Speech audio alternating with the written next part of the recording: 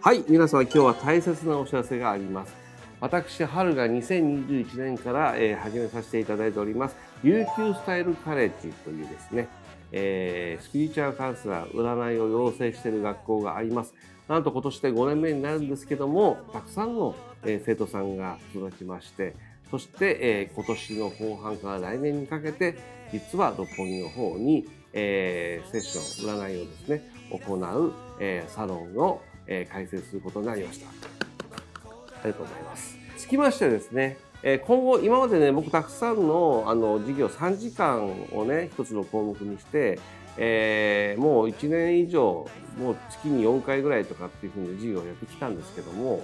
今後、琉球スタイルカレッジ、形が変わります。これは何かというと、90分の24回授業で実践授業に変わっていきます。なぜかというと、今年の後半から来年にかけて開くそのサロン、もしくは、新しい YouTube サポート、つまり実践的な占い師さん、スピリチュアルカウンセラーを支援していこうっていう形の、学校のスタイルに変わっていきますので、今後の琉球スタイルカレッジ、実践の学校になっていきます。これまでも実践でしたが、より実践に近づいていきますので、新たにですね、ニュー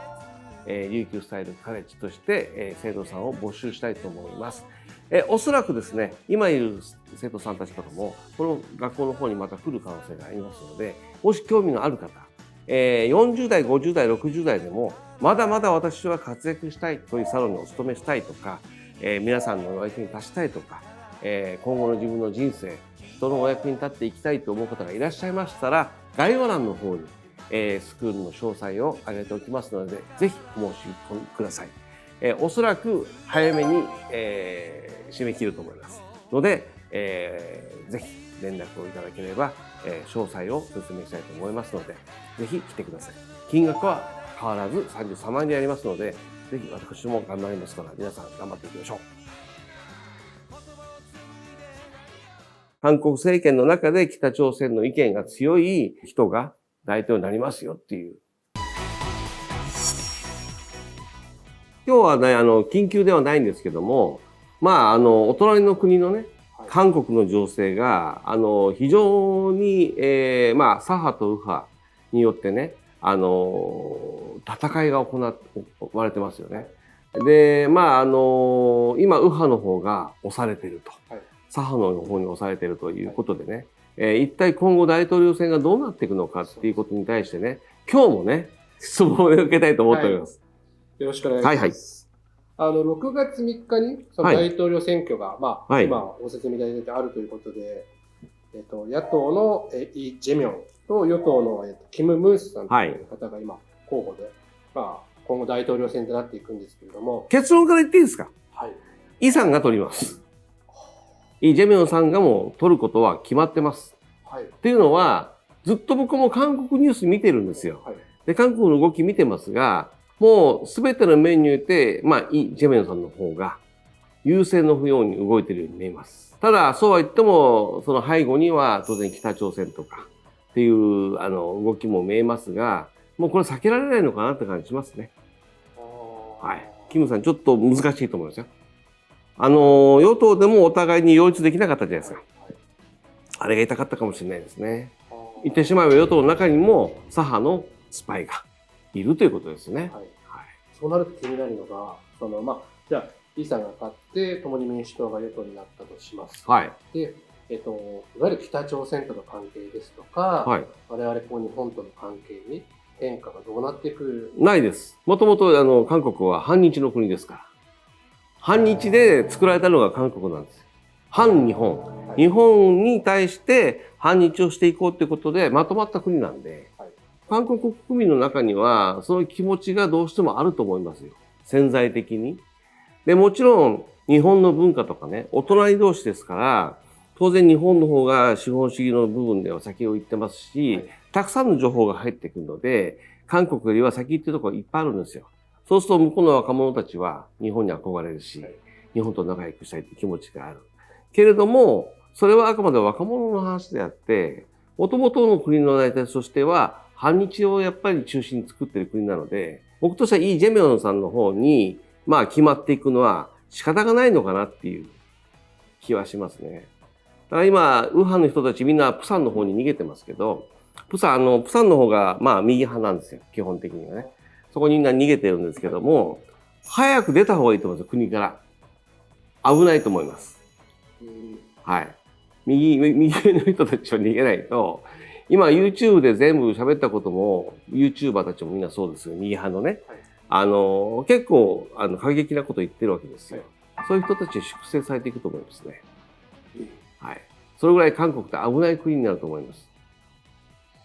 まあ今までも危ないとこありましたよ。でも、表立って危なくなりますよね。言ってしまえば、もっと民主的な北朝鮮みたいになっていくと思いますよ。やはりね、半島なので、ああいうところで、まあ、しっかり経済を作っていくとすると、当然後ろにロシアがいたりとか、中国がいたりしますけど、基本はやはりお隣は日本なんで、日本をやっぱ敵国にしないとやっていけないですよね。日本とくっつくってことは日本に併合されることは間違いないじゃないですか。日本の方が経済が強いわけだから。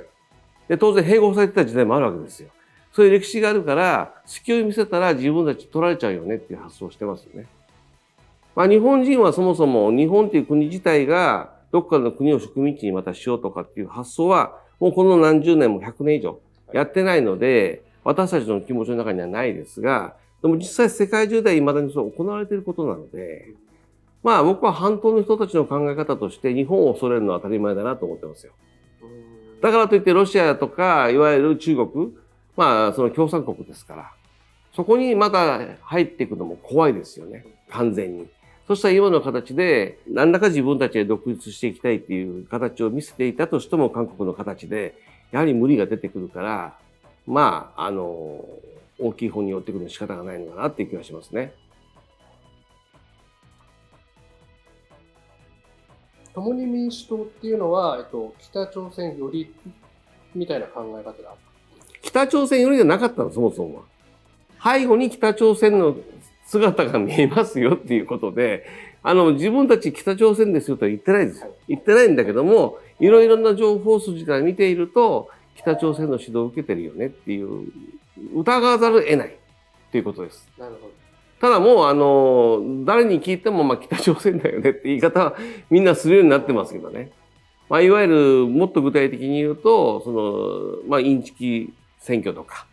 ね、不正選挙でしょ、そういうのも含めて、手法がまあちょっと北朝鮮っぽいよねとか、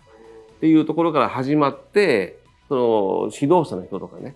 つながりを見ていくと、ちょっと北側だよねっていうのが、ちらほらっていうか、大量に出てくるから、疑わざるを得ないよねと。で、イ・ジェミョンは、やはり今の状態でいると逮捕されてしまって、収監されてしまうので、まあそこでもしかすると魂を売ったのかなっていう気もしますよね。逮捕される？はい。今のままでは。今裁判中なので。はい。判決が出たら収監されちゃうので。だ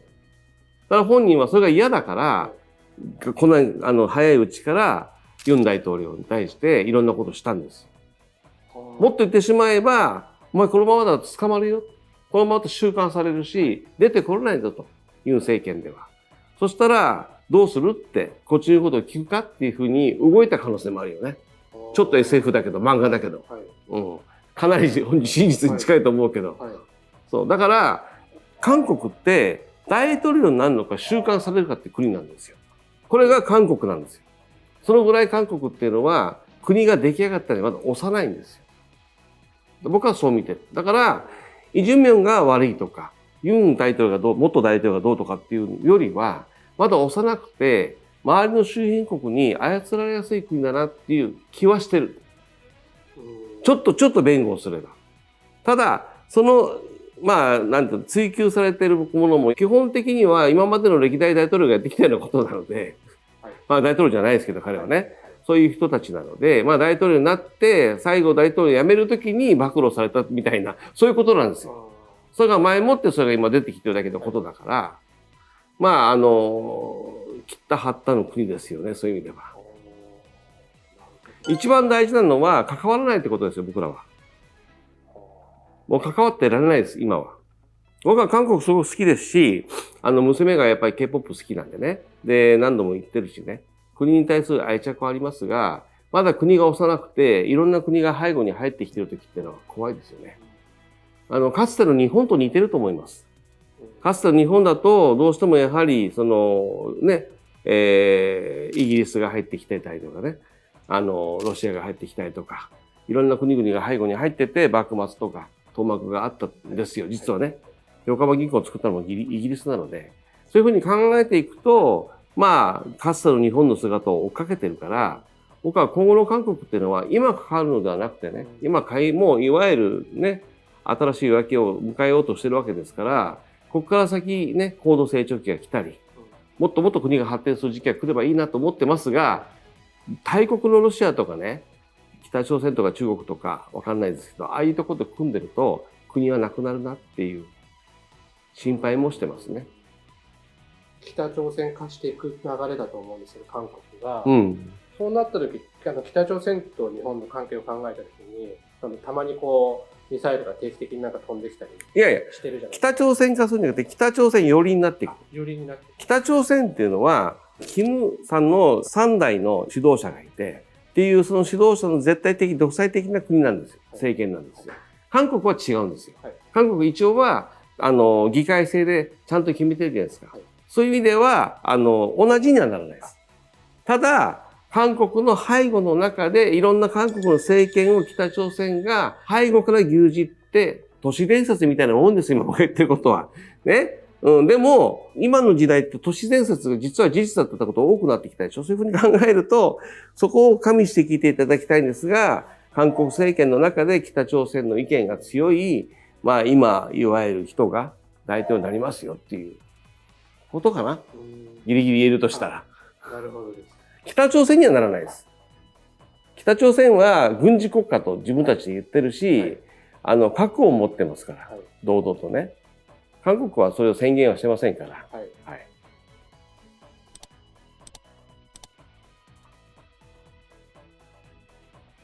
まあ、もともと北朝鮮とか韓国とかっていうのは、僕らが分けてるだけのことで、同じ半島人、朝鮮人なので、だから、繋がってるんですよ、みんな、実は。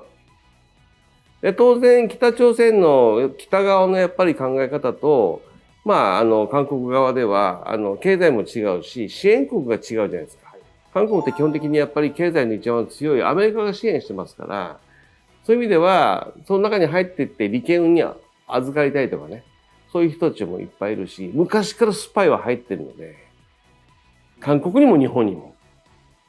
だからそれは影響を受けられるし、影響を受けやすいし、中には入り込むことも簡単ですし、韓国っていう皮をかぶったアメリカですからね。要はね。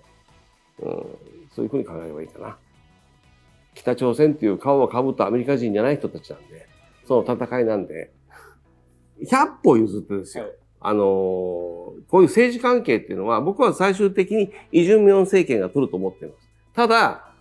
1回目あえてイさんが負けて、キムさんが取るっていうことももしかしたらあるかもしれないです。将棋みたいなもんだから。どっちが先取るかっていう。最初は負けておこうっていうこともありますよね。いずれにしても、これがもしキムさんが取る形になったとしたら、僕もっと韓国国内荒れると思うんですよ。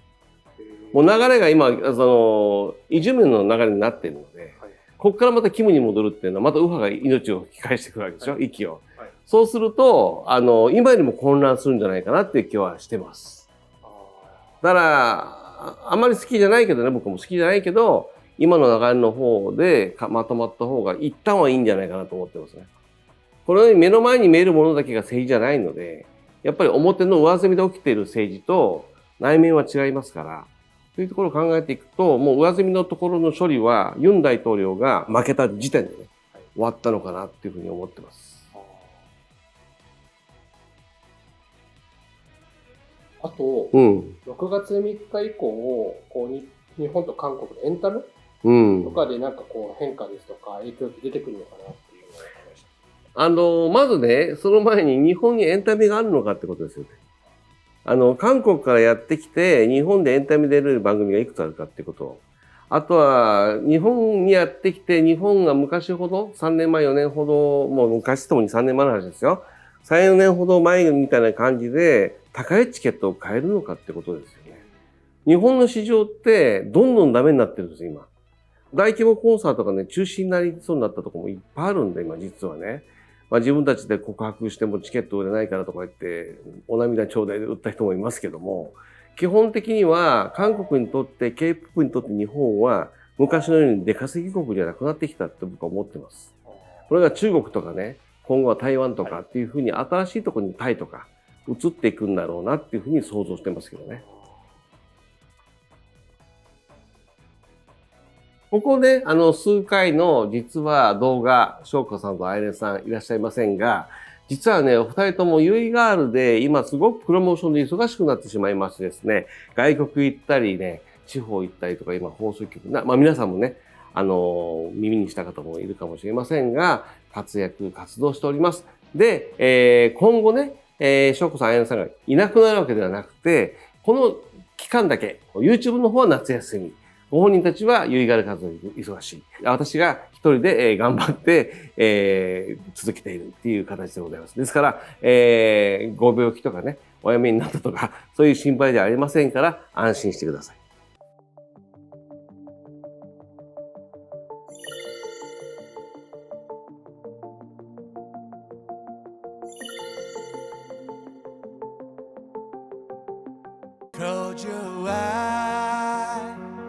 もう大丈夫さ Close your eyes 静かに目を閉じ